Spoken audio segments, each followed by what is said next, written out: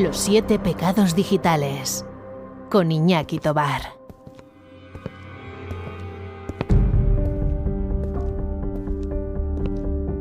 Pecados digitales basados en hechos reales. Descubre con Pedro Aniorte cómo la realidad supera a la ficción. Hola a todos, pecadores, pecadoras. Bienvenidos un sábado más a este vuestro espacio de recomendaciones, o me atrevería a decir de tentaciones para pecadores digitales, de misterio, enigmas, conspiraciones, aventuras, desventuras, naturaleza, cualquier cosa que podáis imaginar, pero siempre con ese trasfondo verídico y mirado desde el prisma de los hechos reales que tanto nos gusta y que hemos denominado dossier basado en hechos reales. Soy Pedro Aniorte y, como veis, hoy echa a andar de nuevo y en solitario nuestro segundo dossier especial quincenal, que pasito a pasito se va haciendo mayor y va recorriendo pues sus propios senderos, pero como de costumbre, al calor de su inseparable hermano mayor, que como no, es la mejor forma de hacer el camino, siempre en la mejor compañía. Y me refiero, por supuesto, al programa de los 7 pecados digitales que mañana, como cada domingo, a la sagrada hora de la Santa Siesta, como él mismo dice, nos traerá mi gran amigo Iñaki Tovar, y al que ya mismo pues damos la bienvenida, porque como ya sabéis, esto es cosa de dos. Iñaki, amigo, bienvenido a tu programa, ¿qué tal estás? Hombre, amigo Pedro, encantado de saludar a ese pecador irredento al cual es un auténtico placer recibir en este confesionario digital, y más cuando nos traes estos pecados digitales basados en hechos reales que a mí, te lo juro, Pedro, que es que me apasionan estos ratitos contigo cada semana o cada 2 semanas de grabar, de documentarnos juntos, ¿no? Y de encontrar esas realidades que muchas veces, y como dice la cuña publicitaria, superan a la ficción y nos dejan en el sitio, ¿no? Con muchas ganas de ver qué nos has traído ahora que sabes que mañana el programa va de Made in Spain, ¿no? Ese segundo volumen de pecadillos digitales basados en cultura patria, o mejor dicho, en free cultura patria. Estoy deseando ver qué has preparado hoy. Pues te recojo el testigo, Iñaki, y como tú bien has dicho, al igual que hicimos en el anterior dossier especial, donde arrancamos ese sábado con un fin de semana de epicidades bélicas, pues queremos también abrir la veda de un fin de semana temático. Y en esta ocasión, como ya nos adelantabas, pues seguimos la estela marcada por aquel programa de la primera temporada de los 7 pecados, denominado Made in Spain. Y pues como podréis imaginar, entre hoy y mañana os traeremos algunas recomendaciones personales que tengan el sello de nuestro querido país, hecho aquí en nuestra piel de toro, y que a nuestro entender gocen de una buena factura, desarrollen una interesante historia y que al fin y al cabo pues merezca la pena, ¿verdad?, dedicarles un rato de nuestro tiempo y ocio. Y amigos, como supongo que ya nos vais conociendo, a Iñaki y a mí, y esa pasión que tenemos, ¿no?, y que siempre nos guía por esos derroteros más oscuros, enigmáticos y misteriosos, el programa especial de hoy, basado en los hechos reales, nos va a arrastrar a conocer una serie de casos reales que, por su crudeza, su repercusión social y puedo decir que incluso su carácter antropológico, fueron llevados a la gran pantalla y bueno, que de manera imborrable formarán parte para siempre de la crónica negra de España. Lo dicho, amigo, deseando sumergirnos en esa crónica negra, que es verdad que es oscura, que es siniestra, que a veces duele, por qué no decirlo, pero que forma parte de nuestra cultura popular y, oye, pues también es de recibo rendirle su justo homenaje, eso sí, bien documentado, basado en hechos reales, como tú también sabes traer, Peter. Vamos allá.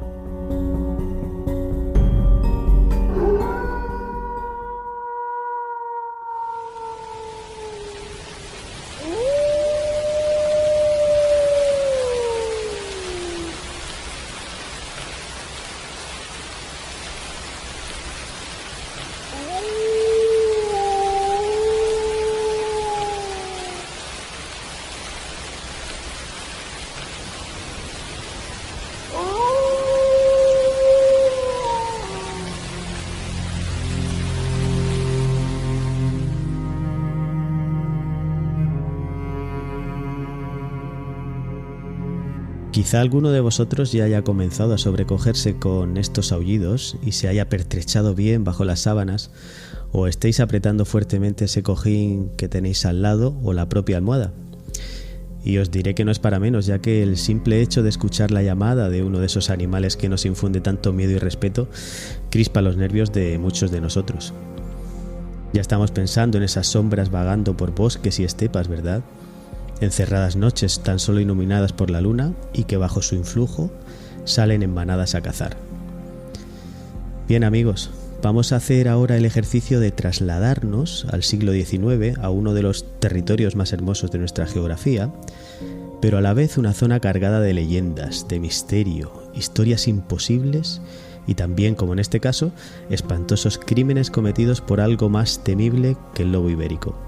Hablamos del propio ser humano en modo depredador.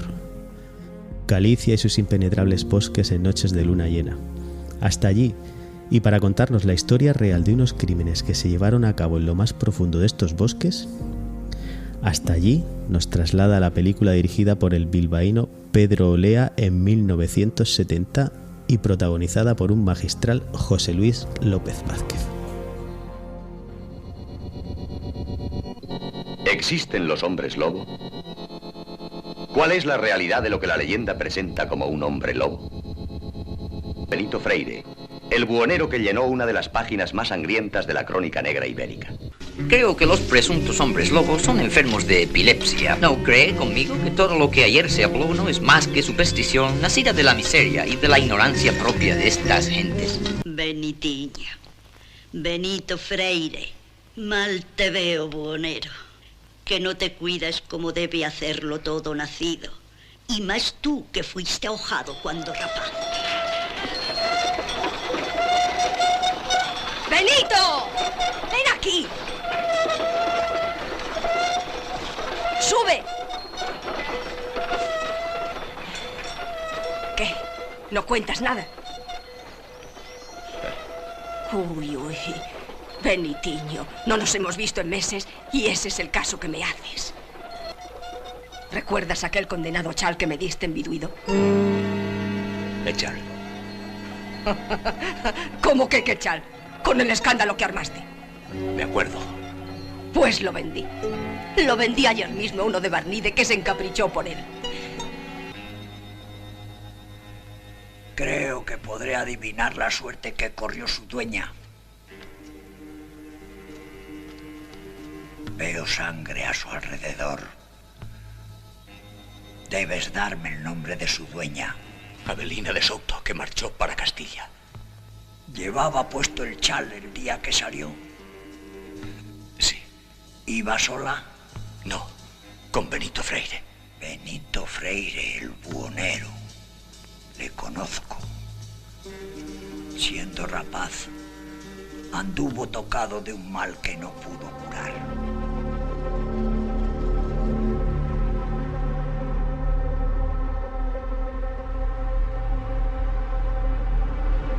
El corte que acabamos de escuchar pertenece a El Bosque del Lobo, la primera película que os traemos hoy a este dossier basado en hechos reales. Esta cinta ya clásica, y podría decir que casi de culto, nos va a contar la vida y los hechos del catalogado como primer asesino en serie, Iñaki, el primer psico-killer español, un tal Manuel Blanco Romasanta, también denominado el hombre lobo gallego o el hombre lobo de Allariz.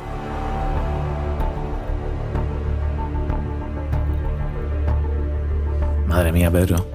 A mí, en cuanto se abre el escenario de hombres lobo o psico-killers, en mi mente es como un cielo nublado, ¿no? Nocturno, que estamos todos imaginando, y más después de los aullidos que hemos puesto antes, cómo se van despejando las nubes y emerge esa luna llena, ¿no? Ese círculo plateado, presagio de muertes, ¿no? Y de luna teñida de rojo.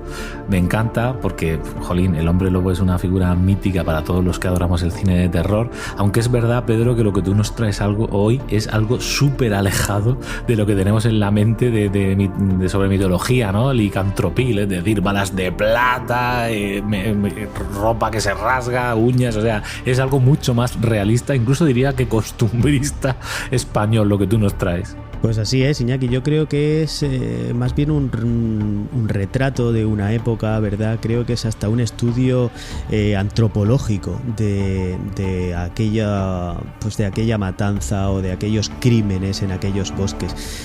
Sí, se separa bastante de ese arquetipo de leyenda que nosotros tenemos de hombre lobo y que circularon también por toda Europa. Más bien creo que es algo sociológico y, como decía anteriormente, antropológico. Así que, si te parece, sin más preámbulos, vamos a comenzar ya a descarnar esta historia. Y antes de comenzar, lo que me gustaría comentar es que la película en sí está basada en el libro de 1940, El bosque de Ancines, de Carlos Martínez Barbeito, y que tuvo cierta repercusión en el momento de su publicación y causó cierto revuelo porque fue la novelización como tal, pues, de un caso real sucedido en Galicia unos 60 años antes. Y ahora ya sí, nos centramos en la historia de este buhonero, Manuel Blanco Romasanta. Aunque en la película, y como habéis escuchado al principio en el corte, no se utiliza el nombre real, sino que es sustituido por el de Benito Freire, un asesino en serie que, debido al profundo carácter supersticioso de la sociedad gallega más rural de esa época, creería que era un hombre lobo y, como tal, fue juzgado una vez fueron conocidos sus asesinatos. Nos adentramos ya, Iñaki, en ese siglo XIX, años de hambre y mucha pobreza, la gente moría joven y muchos crímenes de aquella época quedaban impunes, sobre todo por la falta de medios y conocimientos para la investigación, aunque también por el aislamiento de aquellas aldeas gallegas a las que era tan difícil poder llegar. Nuestra historia comienza en el pueblo de Esgos, en 1809, lugar y año de nacimiento de Manuel Blanco Romasanta. Romasanta pasaría su niñez y la juventud sin nada reseñable que contar, como un joven normal, ¿verdad? Hasta que a los 20 años de edad, pues se casa. Sin embargo, al poco de casarse, la mujer muere, quedando viudo todavía siendo muy joven. Desde ese momento, nuestro protagonista se dedica a vagar por toda la provincia de Orense, intentando sobrevivir y ganándose la vida pues como buenamente puede, comprando material, revendiéndolo de manera ambulante, lo que se conoce como un buhonero, un oficio que le otorga lo justo para vivir, pero sin dejar de pasar penurias. Un buen día, en uno de esos viajes que Blanco Romasanta hacía a Portugal como vendedor, pues es acompañado por un vecino. Sin embargo, a la vuelta al pueblo, el vecino ya no lo acompañaba y le dijo a la esposa que se había quedado en Portugal. Entendemos que por algún tipo de negocio ventajoso para la familia y que volvería tras un tiempo. Suponemos que aquello le sonase raro a la familia, pero debemos saber, Iñaki, que Romasanta, que era un hombre de escasa estatura, no llegaba al 1,40 m, aspecto desaliñado y mirada esquiva, era un personaje muy apreciado por los vecinos, tenía una gran capacidad de persuasión y, aunque su aspecto pudiera dar a entender lo contrario, era una persona bastante inteligente. De hecho, sabía leer y escribir, algo que estaba al alcance de muy pocos y mucho menos en aquel ambiente rural. Es más, después de anunciarle a la familia que se había quedado en Portugal, aquel vecino, le dice a su esposa que tenía un mensaje de su marido en el que le pedía dinero y ropa para pasar esa temporada allí y que él mismo, en sus frecuentes viajes al país vecino, pues se lo llevaría y traería noticias de vuelta. Así es como nuestro buhonero, después de llevar a cabo su primer crimen, descubrió lo fácil que era hacerse con algo de ropa que podría revender y una cantidad extra de dinero con la que no contaba. Así es como nuestro buhonero comienza su macabro listado de crímenes. Vale, amigo, es que como me lo estás contando, me estoy imaginando como este buhonero, ¿no? Como este Benito Freire, cobijado por esa supuesta permisividad social, ¿no? Porque en un principio, como tú bien dices, a pesar de ser un ser de aspecto desagradable incluso, la gente como que le cae bien, ¿no? Como que es un personaje campechano con el cual quieres estar, pero en realidad por debajo subyace siempre el... Hombre, con esta pinta puede ser capaz de cualquier cosa, ¿no? Yo leyéndolo y documentándome bien para hacer este programa he encontrado similitudes y de hecho en la película las ves, ¿no? Con la peli de Todd Browning de la parada de los monstruos, ¿no? Que es súper famosa, la de Freaks, ¿verdad?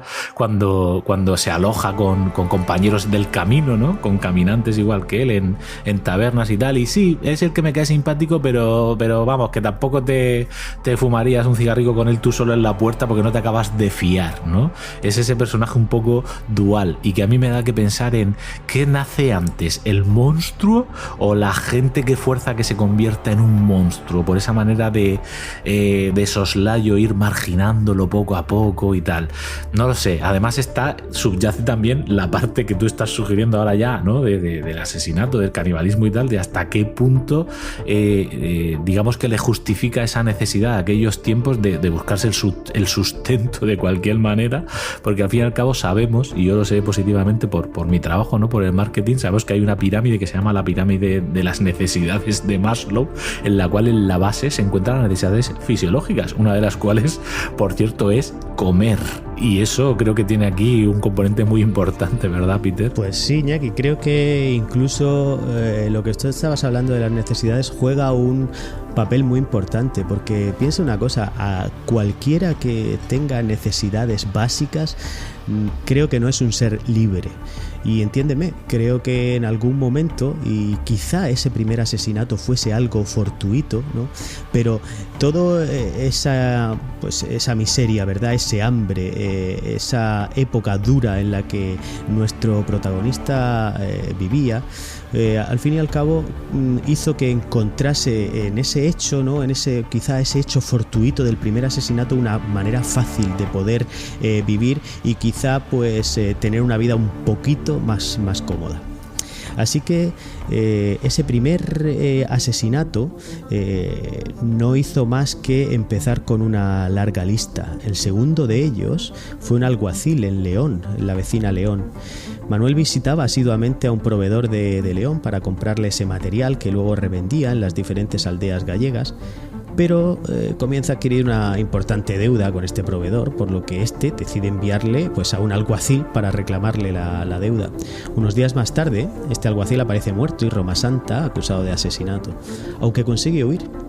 Vuelve a Galicia y se refugia en una pequeña aldea llamada Rebordechao, donde, pues debido a su trabajo de vendedor ambulante, tenía algún conocido de la localidad. Allí se instala durante 10 años y continúa una vida casi ejemplar como buen cristiano, ayuda en la parroquia y ayuda a los vecinos. Por eso se gana un poco la simpatía de todos los vecinos. Pero tras ese tiempo es cuando se dan y comienzan sus crímenes más violentos. En el pueblo, Iñaki conoce a las hermanas García Blanco y las convence con promesas de un futuro mejor, para que vendieran parte de su ganado y así obtener algo de dinero con el cual poder trasladarse hasta Santander, donde el propio Manuel podía buscarle alojamiento en casas de familias pudientes y trabajar como servicio doméstico y salir así de la miseria del pueblo. De esta manera, junto a las víctimas, partía supuestamente a Santander, pero a mitad de camino, en esas corredeiras que atravesaban los bosques y en la oscuridad de la noche, cometía los crímenes para quedarse con su dinero y sus pertenencias. Una vez volvía al pueblo, informaba a la familia de que se habían quedado muy bien colocadas y cada cierto tiempo escribía falsas cartas que hacía llegar a las familias para no levantar sospecha. Ese mismo modus operandi es el que utilizó con muchas mujeres que, tras cortejarlas y engañarlas, acababa asesinándolas en la espesura del bosque. Amigo, me estás dando verdaderos escalofríos, o sea, que esto era un auténtico psico-killer. Te juro que tanto viendo la peli como documentándome y tal para el programa de hoy, de alguna manera la figura del protagonista me daba un poco de pena, ¿de acuerdo? O sea, no sentía una ligera compasión, pero claro, yo es que contigo voy descubriendo los hechos reales sobre la marcha, y esto que me estás diciendo lo hemos visto luego en asesinatos reales contemporáneos, en ese afán de simular, ¿no? Y de engañar a las familias para que piensen que el fallecido o el desaparecido sigue vivo. Me parece, vamos, de psico-killer total, y me pone los pelos de punta que ya en aquella época tuviésemos gente que en apariencia parecía salvaje, esquiva e incluso burda e inculta, pero tenía detrás esa astucia tan malvada. Vamos a seguir profundizando en el tema porque me estás dejando con ganas de saber mucho más.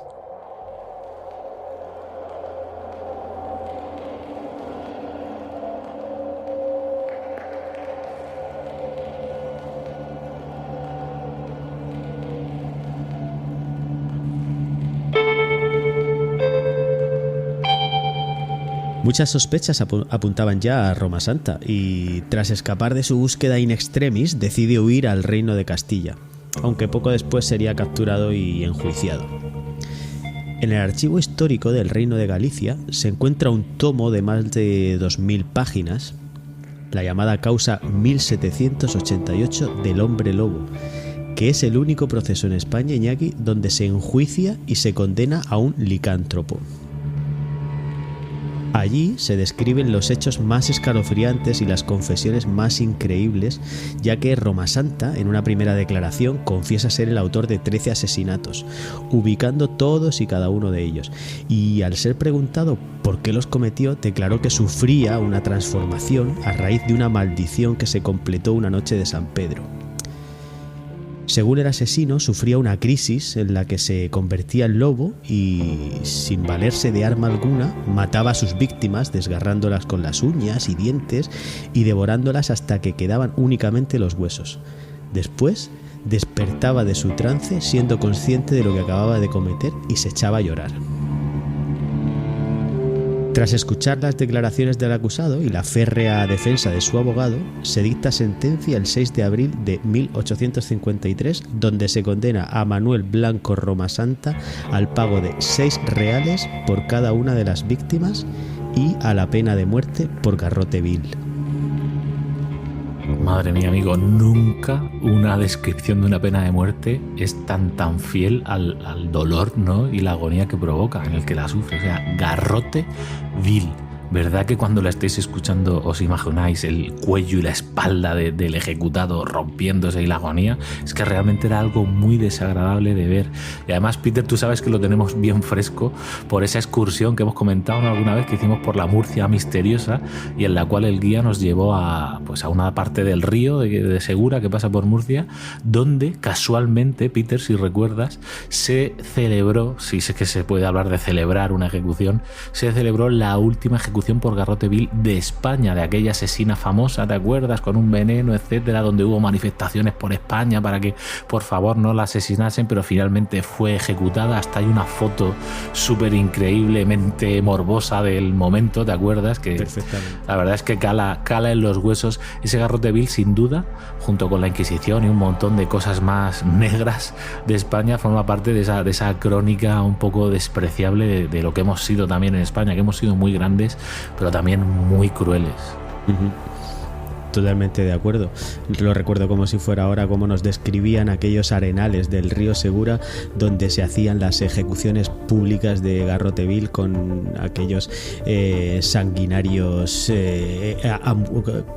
alrededor de aquel cadalso, ¿verdad? Y cómo disfrutaban con aquellas ejecuciones. La verdad es sinceramente algo que tiñe de negro nuestra crónica, ¿verdad? Y lo que somos como sociedad, pero bueno, tampoco tenemos que desvirtuarlo, ¿no? Ni tampoco sacarlo de aquel contexto, pero sí que son cosas que impactan.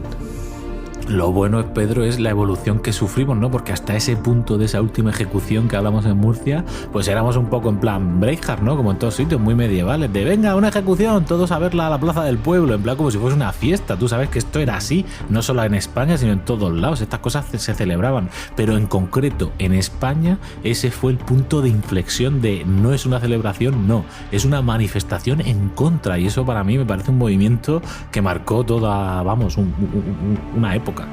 Y a mí me alegra, Iñaki, que haya sido aquí en Murcia, en la ciudad en la que vivo, y bueno, de alguna manera nos erijamos con ese estandarte, ¿verdad?, de haber terminado con aquella cruel práctica.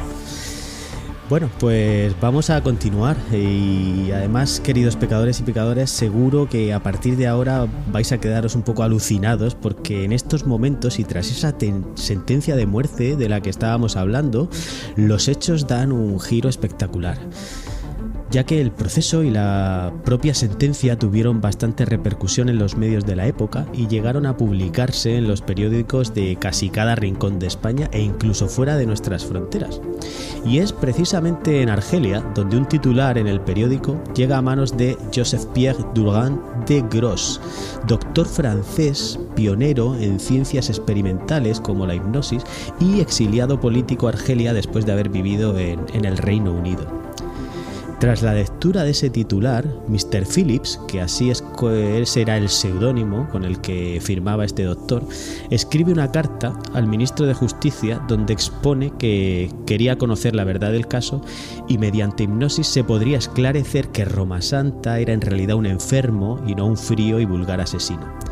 Esa carta, Iñaki, fíjate, llega a manos de la reina Isabel II, la cual quiere llegar al fondo del asunto y mediante telegrama, el 8 de mayo de 1854, hace saber a la audiencia, que recordemos que ya había dictado sentencia de muerte, a que paralice todo aquello, indultando al reo de esa pena de muerte y conmutando la pena por cadena perpetua para indignación, por supuesto, de la Fiscalía. La cadena perpetua debía ser cumplida fuera de la península, así que trasladaron al criminal a Ceuta, donde Roma Santa debería cumplir esa pena y ser objeto de estudio por parte de la ciencia y los doctores, aunque finalmente esos estudios no se llevaron a cabo y bueno, parece que murió este lobisome gallego allí en Ceuta, en esa prisión.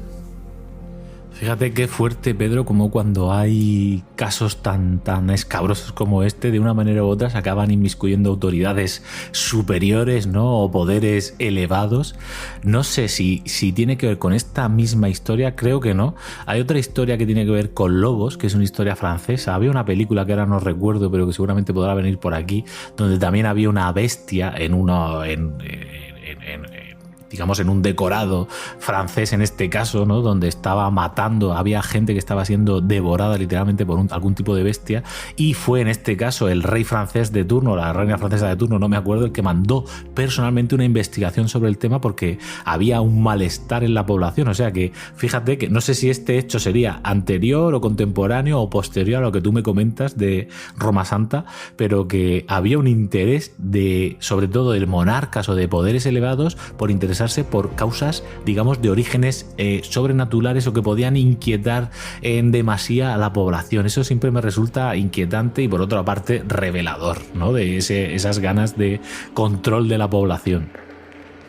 Sí, fíjate, ya puedes ver aquí cómo hasta la realeza ya se mezcla en esta historia de un simple vendedor ambulante de Galicia, de esa Galicia más profunda, pues que acaba asesinando, yo creo que pues, por hambre, ¿no? O por falta de recursos. Y comprenderás ahora, Iñaki, pues la fuerza que tiene toda esta historia y cómo en realidad parece el guión de una película y no esa historia real que sucedió en aquella Galicia del siglo XIX. Es más, amigo, aquí no va a acabar todo esto. De hecho, hay varias teorías que intentan explicar ese comportamiento pues fantástico y esa ensoñación por parte de Roma Santa a la hora de cometer esos sangrientos crímenes. Todos sabemos que el lobo es de los animales más temidos en Galicia, ¿verdad? Bien por sus ataques a los rebaños o bien por desgraciados encuentros con él en los bosques desde tiempos inmemoriales. Pues esa cultura, ese miedo, ese folclore popular gallego lo integró Blanco Roma Santa en su propia persona. Él se ve a sí mismo como un hombre lobo porque no es capaz de entender y controlar esos impulsos asesinos y realmente piensa que es víctima de ese tipo de transformaciones. Pero a día de hoy, y después de muchos estudios, parece que se puede arrojar algo de luz sobre todo esto. Después de revisar, Iñaki, aquí viene quizá lo más fantástico de toda esta historia. Después de revisar la partida de nacimiento, sabemos que el nombre con el que se inscribió fue Manuela. Es decir, nació niña, y sabemos que sufrió un pseudohermafroditismo femenino y al llegar a la juventud, en vez de aumentar los niveles de estrógenos, como es normal en una mujer, aumentaron considerablemente los niveles de andrógenos, que son las hormonas masculinas y las responsables de esos rasgos característicos, ¿verdad?, de los hombres, como el aumento del vello corporal o facial o el mayor desarrollo muscular. Por eso tenía el aspecto externo de un varón, pero genéticamente era una mujer con sus genitales femeninos. Es por eso que ese cóctel interno de hormonas con esos niveles elevados de andrógenos dieron lugar a esos cambios tan agresivos que quizá pudieran explicar pues esos violentos asesinatos. Y por otro lado, Iñaki, y aquí viene otra de esas partes increíbles de la historia, existe quizá una base alimenticia que da todavía más fuerza a las transformaciones que Roma Santa pues indica que le suceden. Generalmente los cereales que se utilizaban de base para elaborar el pan eran pues limpiados y se desechaban partes para evitar impurezas o contaminaciones. Pero como hemos dicho, y recordarás Iñaki, era época de una terrible miseria y hambruna, por lo que se debían aprovechar al máximo los alimentos. Por tanto, en aquellos años no se era tan cuidadoso y se incluía cualquier parte de estos cereales. El resultado fue que partes contaminadas por hongos, como el cornezuelo del centeno, acabaran en la elaboración del pan, o bien panes mal conservados o durante mucho tiempo se enmoheciesen y finalmente, por el hambre en sus largos viajes, Blanco Roma Santa los comiese. Pues bien, amigos, este cornezuelo del centeno se ha demostrado que, como otros muchos hongos, contiene sustancias alucinógenas al estilo del LSD, que, sumado a esos impulsos agresivos provocados por los elevados niveles de andrógenos, desembocaran en una especie de locura, alucinación transitoria en la que Roma Santa creía atacar a sus víctimas convertido en lobo. Hombre, Pedro, es que me dejas flipado. Primero, me has dejado alucinado con lo del tema del hermafroditismo del protagonista, ¿no? Que no tenía ni idea, y suena bastante científico, ¿no? Lo de que de repente cambios de los niveles de hormonas y de repente pasar de andrógenos a testosterona a muerte, ¿no? Te pueda provocar un mogollón de cambios. Es verdad que eso ya, yo lo imagino que delante de un jurado contemporáneo tendría sentido, ¿no? Para justificar que no te enviasen a la cárcel y te enviasen a un sanatorio, ¿no? A lo mejor. Pero es que esto que me estás comentando ahora mismo del LSD, del maíz contaminado, es que esto no es solo de la España que tú me estás contando, es que esto viene de la propia Edad Media. Esto es algo que muchos historiadores vienen comentando hace tiempo, ¿no? Porque vamos a poner un ejemplo, Peter. Yo hoy en día puedo tener de repente una pesadilla, ¿no? Y soñar con zombies, ¿no? O incluso verlos, ¿no? En una alucinación mañanera. Pero si yo veo zombies es porque alguien me ha hablado previamente de la mitología de los zombies y sé lo que son zombies, ¿no? Pues un poco imagínate esto ahora, llévatelo a la Edad Media, cuando hablábamos de brujas, de meigas, de dragones, de encantamientos, ¿no? Tú no sabes nada de eso, no lo has visto en tu vida, pero tienes las historias que te llevas mamando y te están contando al calor del fuego, ¿no? Los abuelos, la madre, durante toda la vida. Y de repente llega estos momentos de grandes hambrunas, de años de tinieblas, tanto en la Edad Media como en esta España negra que tú me estás contando, ¿no? Momentos en los que se descuida la higiene alimenticia y de repente te engulles un hongo con LSD y, claro, pues por la noche que vas a soñar, tienes la barriga vacía, el pan macilento lleno de LSD en la barriga provocándote alucinaciones, pues ¿qué vas a ver? Pues en este caso lo que te cuenten en tu contemporaneidad, en este caso las leyendas de las meigas, de los lobos, de los etcétera. ¿Tiene sentido? Por supuesto que sí tiene sentido, y esto no lo digo para disculpar al protagonista Roma Santa de nuestra historia, porque también es verdad, y en la peli se ve reflejado a través de flashback, que tuvo una niñez chunga, sexo, violencia, primeros contactos con el canibalismo. Eso está ahí, no está presente, pero tú súmale a eso drogas potentes, Peter. Es que no me extraña que pudiesen pasar las más extrañas situaciones.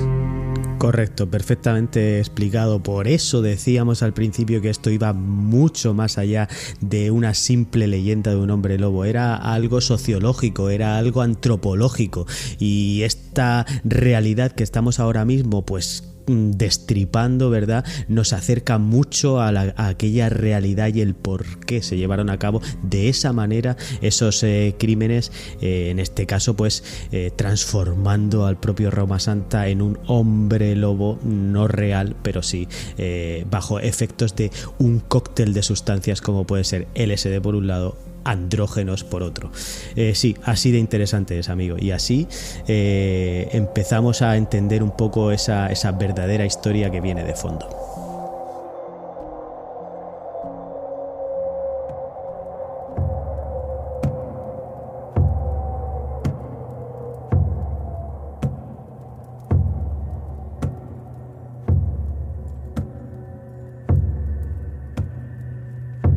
Pues amigos, si creíais que aquí acababa todo, es cuando viene el último giro de tuerca de esta increíble historia.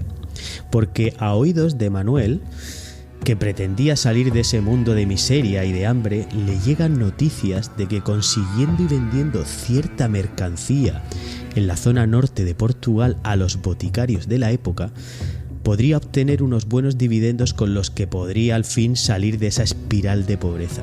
Iñaki, ¿te puedes imaginar de qué tipo de mercancía estábamos hablando? Ay, amigo, es que no es que tenga solo la imaginación calenturienta, es que soy fiel seguidor, tú lo sabes, del universo Iker, Cuarto Milenio, entonces sé un poco del tema y me puedo imaginar el tipo de sustancia humanoide chunga que me vas a decir a continuación, que por cierto me da repelús solo de pensarlo, pero por favor, ilumina a los pecadores. Pues sí, pecadores, así es. La sustancia de la que habla nuestro amigo Iñaki es ni más ni menos que del unto, de las mantecas, de la grasa humana. En aquella época, la tuberculosis era una enfermedad que azotaba a la población, causando miles y miles de muertes y para la cual en aquel entonces no se tenía remedio. Recordemos que hasta 1943 no se descubrió la streptomicina, el antibiótico que se convertiría a la postre pues en el primer fármaco efectivo contra aquella terrible plaga. Correcto, amigo. Sí, y no solo eso, sino en general todas las enfermedades de aquella época, ¿no? Todo lo que tenía que ver con perturbaciones de la mente, la fealdad, la destrucción de la moral, todas estas cosas. Yo cuando he estado documentándome, Pedro, de la peli, me han surgido similitudes con Goya, ¿no? Con nuestro pintor, con esos momentos oscuros de su pintura. Por ejemplo, me he encontrado con una pintura, Peter, en la cual se llama La caza de los dientes, a la caza de dientes, ¿vale? De Goya, y en esa se ve a un cadáver ahorcado, para que te hagas una idea, y a una aspirante a bruja, digamos, con una cara que casi parece sacada de un cómic de manga, con tenazas en mano y con la repulsión propia de lo que está haciendo, intentando sacarle un diente al muerto para utilizarlo luego supuestamente en sus conjuros, en sus historias. Fíjate desde qué época está metido en la sangre, en el código genético español, ese misterio, esos ungüentos, esas maneras rocambolescas de preparar pociones mágicas, siempre, claro, utilizando tejidos, cosas humanas y estas cosas que nos ponen los pelos de punta. Uf, amigo, vaya imagen que acabas de describir, realmente escalofriante, la verdad. Me acabo de imaginar, de verdad, y es algo que evoca, pues eso, cómo es capaz un poco la gente de llevar todo eso, de plasmarlo en una pintura, de plasmarlo en cualquier otro medio y reflejar todos aquellos remedios caseros y naturales, entre comillas, ¿verdad?, de los que se hacían ellos para poder paliar todo este tipo de enfermedades. De hecho, amigo, no te imagines mucho. Si quieres, te invito a ti o al oyente que esté despierto en la cama todavía y tenga el móvil a mano, buscar simplemente en Google A la caza de dientes de Goya y os vais a encontrar con esta imagen, y creo que es una manera súper visual de haceros una idea y poneros en contexto de lo que estamos hablando ahora. Pues fíjate, Iñaki, si nos trasladamos ahora mismo al otro lado de la península, desde Galicia, nos vamos hasta Almería. Allí nació la escalofriante historia del hombre del saco, con las que tantas y tantas generaciones de niños han sido atemorizados. Allí, en Almería, en Gádor más concretamente, en una sociedad también pobre y supersticiosa, se abría paso la idea en el mundo del curanderismo de que para sanar de la tuberculosis había que beber sangre todavía caliente de un niño sano y extender su grasa en el pecho del enfermo a modo de cataplasma. Madre mía. Pues en un cortijo aislado cercano a esa población almeriense se llevó a cabo ese ritual con un niño al que previamente había raptado un hombre con escaso coeficiente intelectual y lo había introducido en un saco para llevarlo hasta allí y para que una curandera intentara sanar a un pudiente terrateniente del lugar. Sí, Iñaki, crímenes de este tipo han salpicado toda la geografía de española. Hay otros casos célebres como el de Enriqueta Martí, la más conocida como la vampira de Barcelona, otra asesina en serie de niños que comerciaba con la sangre de estos niños. Escalofriante, de verdad, escalofriante. Bien, amigos, la promesa de poder salir de la miseria a través de proporcionar ese unto a los boticarios portugueses es otra de las teorías que tratan de explicar qué fue lo que llevó a Roma Santa a comenzar con su lista de atroces crímenes. En realidad veréis, queridos pecadores y pecadoras, si queréis dedicarle un rato a esta película, que El Bosque del Lobo se trata más bien de un thriller de terror sociológico, ya que no podemos decir que estemos ante una película de terror al uso, puesto que el director intenta centrarse en todo ese halo de superstición, de leyendas e imaginería que rodeaba y que invadía la mente de una sociedad rural entregada pues a la veracidad de esas historias de hombres lobo. Y como ya sabemos, incluso el propio asesino Roma Santa, bajo el supuesto influjo de una maldición, pues intentaría justificar aquellos asesinatos caníbales que en esas corredeiras que solo él conocía, de los impenetrables pues, bosques gallegos, pues llevaba a cabo, ¿verdad?, en aquellas oscuras y cerradas noches. De veras, yo os recomiendo esta película porque más allá de la increíble historia real que nos cuenta y que acabamos nosotros de traer aquí, vais a poder disfrutar de la genial interpretación de José Luis López Vázquez, en la que para mí se sale por completo de aquel corset en el que se había casi catalogado, ¿verdad?, como actor de comedias.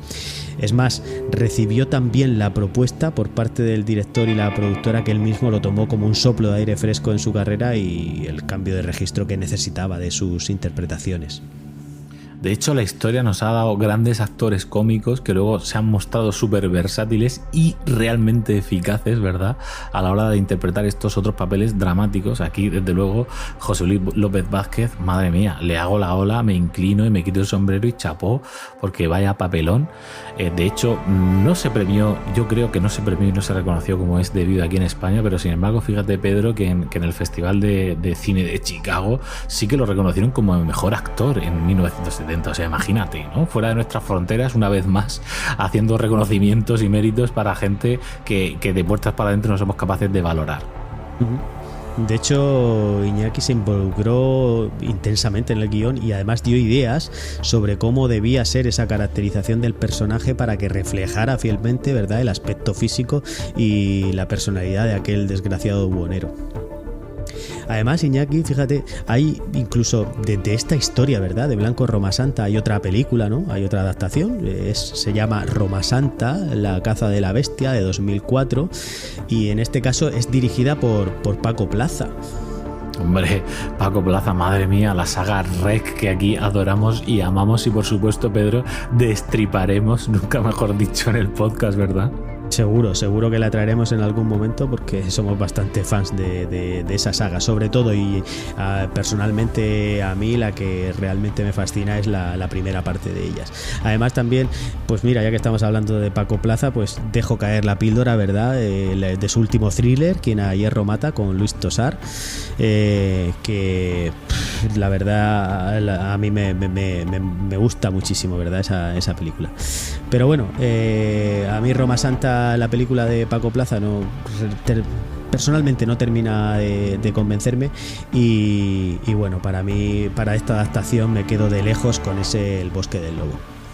Lo dicho, pecadores, una obra diferente, un terror atípico y una interpretación genial en una película que tras la historia real de esos macabros asesinatos encierra todo ese sabor del folclore, la superchería y la tradición de la Galicia más profunda. De verdad, chicos y chicas, no dejéis de buscarla, la tenéis en Flixolé, y darle una oportunidad a una de nuestras obras clásicas de terror made in Spain. Desde luego, amigo, no puedo estar más de acuerdo contigo. Para mí el resumen es esa España negra, ¿no?, donde se mezcla y se entrelazan religión y superstición de una manera brutal y aterradora. Y el resumen de la peli para mí al final es la licantropía como enfermedad mental degenerativa, siempre y cuando haya un caldo de cultivo, que en este caso era esa época, ¿no?, de la que hemos hablado. Cualquiera puede ser un licántropo en ese momento. Así que Flixolé, donde dice Pedro que está la peli disponible, es una de esas plataformas que os recomiendo, donde además os la recomiendo con el corazón porque yo la tengo. Es una plataforma que, al igual que Filmin, trae cosas que no son mainstream, como pueden traer Netflix o HBO u otras, ¿verdad? En Flixolé hay realmente pelis clásicas españolas y otros clásicos también internacionales atemporales. Os la recomiendo para echarle un vistazo no solo al Bosque del Lobo, sino a otras grandes obras que nos ha dado el cine español. Peter, bueno, vamos a ver qué otras recomendaciones de crónicas negras españolas vienen a continuación, pero esta primera parte sin duda ha sido brutal. Seguimos. Pecados digitales basados en hechos reales. Descubre con Pedro Aniorte cómo la realidad supera a la ficción.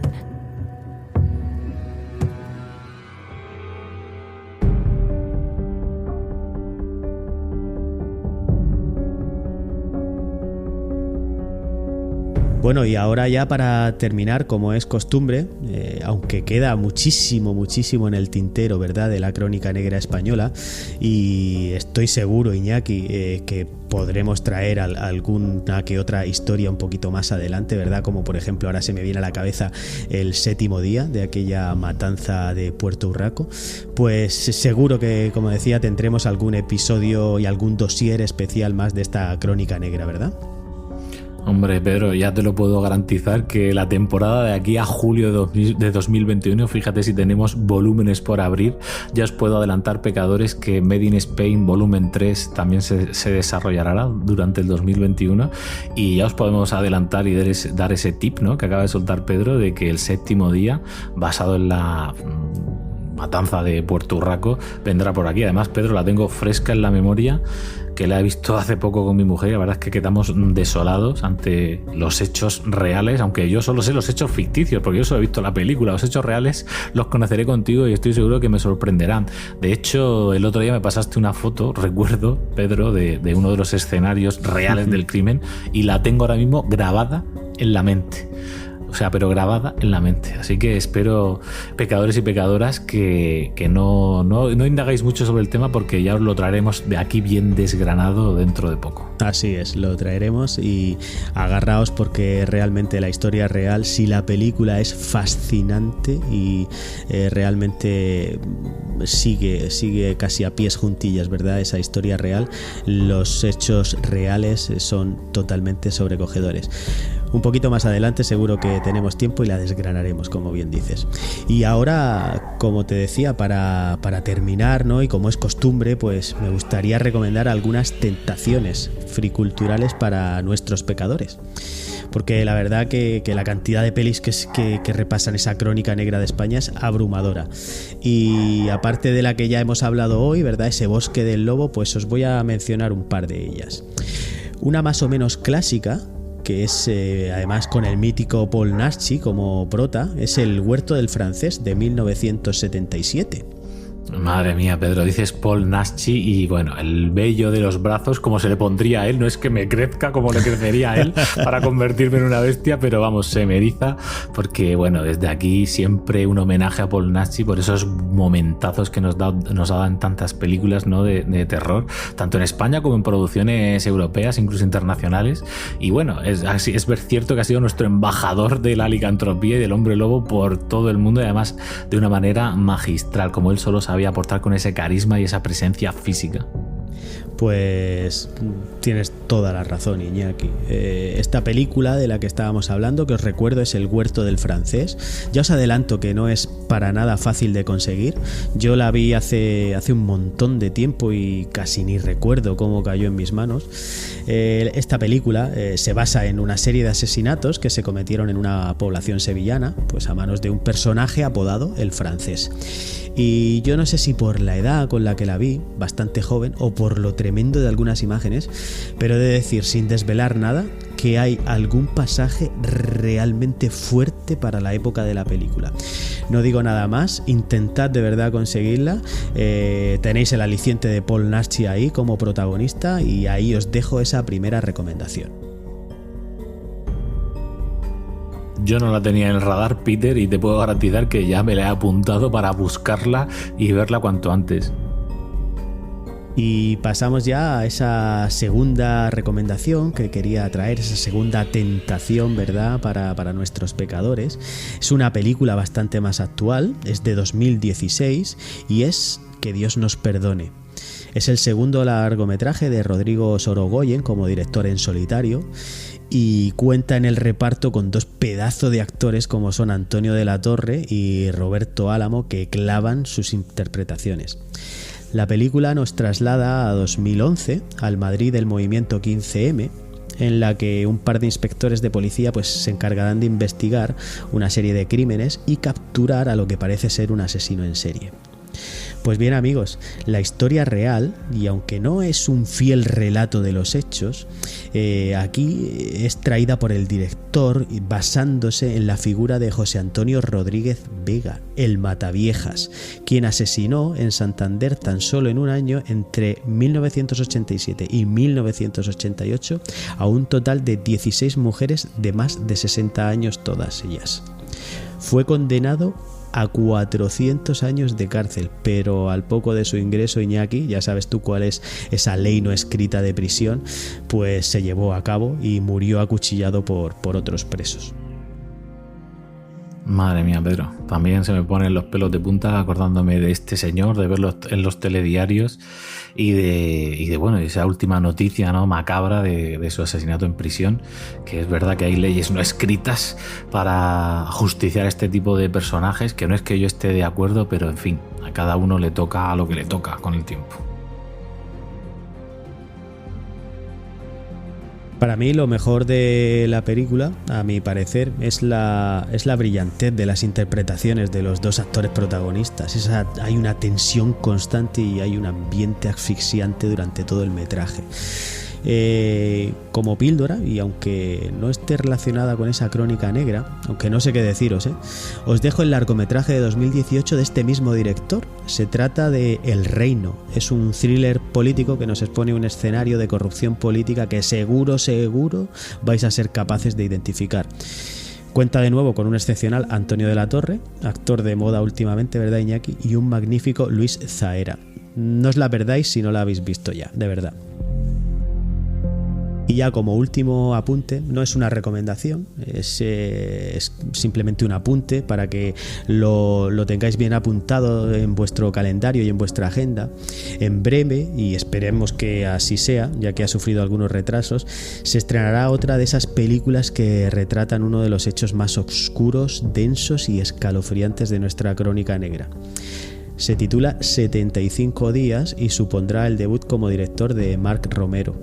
Y no hay duda de la valentía del joven director, ya que el triple crimen de las niñas de Alcácer es uno de esos casos complicados, incómodos y duros de volver a desempolvar. Por tanto, la seguiremos de cerca y quizá en su momento, Iñaki, yo creo que sí, y con todo el respeto y la responsabilidad que merece, la traigamos aquí a estos hechos reales, pues para este dossier, ¿verdad? Sin duda, Pedro. De hecho, sabes que no hace mucho se estrenó, no sin polémica, el afamado documental en Netflix, ¿verdad?, sobre las niñas de Alcácer. Es algo que todos los de nuestra generación, sobre todo los cuarentones, ¿no?, la gente del 78, 70 y pico, para arriba y para abajo, vivimos en su momento con angustia. Vivimos tanto la parte real como la sensacionalista, asqueante, ¿verdad?, en las televisiones. El documental creo que en general fue bastante respetuoso y nosotros, pues por supuesto, pues si hay una película, una obra cinematográfica perteneciente al séptimo arte que relacione los hechos reales con acercarlo al público de esta manera un poco más dramatizada, si sirve para algo, aunque sea para concienciar, nosotros aquí la traeremos y, como tú has dicho, Pedro, respeto y responsabilidad.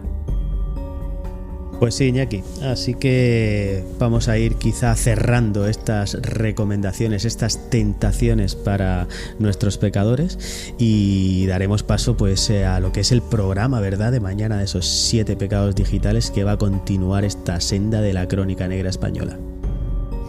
Eso es, amigo, y si ha quedado algo claro es que en esta España negra, esta España ancestral cuya tierra reclama la sangre de sus habitantes, no sé, como si fuese una especie de maldición, ¿verdad? Creo que es algo que nos acompaña lamentablemente y que, bueno, que va a dejar abiertos, como os decía hace un rato, muchos volúmenes de esta crónica negra española. En fin, amigos, amigas, que hasta aquí ha llegado la sección de hoy. Peter, muchísimas gracias como siempre por esta mega documentación por tu parte. Creo que nos hemos todos vuelto unos expertos en la temática de Roma Santa, de la licantropía y de toda esa mezcla, ¿no?, entre psicología, realidad, asesinato, magia, ficción. En fin, de verdad, muy interesante. Gracias, Peter. Y a todos vosotros, pecadores y pecadoras, recordaros que Peter y yo ya estamos venimos trabajando desde hace un par de semanas, ¿verdad, amigo? En esos especiales que os venimos comentando de Noche de Difuntos, 31 de octubre, y Día de Difuntos, 1 de noviembre. Va a ser dos pedazos de programas que creo que os van a dejar patidifusos pegados en vuestro asiento, y que además no vienen solos, porque van a venir acompañados de un super notición para el podcast que a todos nos va a molar. Así que, Peter, gracias una vez más y nos vemos en el siguiente programa. Pues así es, amigo. Nos escuchamos en el próximo dossier especial, que será, como tú bien has dicho, Noche de Difuntos, ese sábado 31 de octubre. No os lo perdáis, de verdad. Hasta entonces, y como siempre, no os olvidéis de disfrutar todo lo posible. Iñaki, compañero, un abrazo muy fuerte y hasta la siguiente entrega. Te escucho mañana en los 7 pecados digitales. Hasta luego, pecadores. Adiós.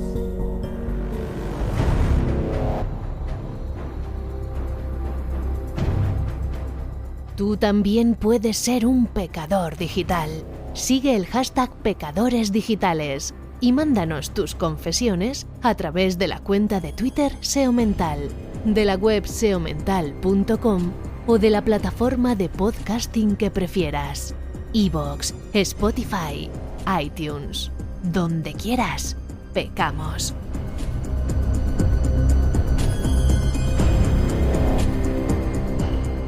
Los 7 pecados digitales, con Iñaki Tobar.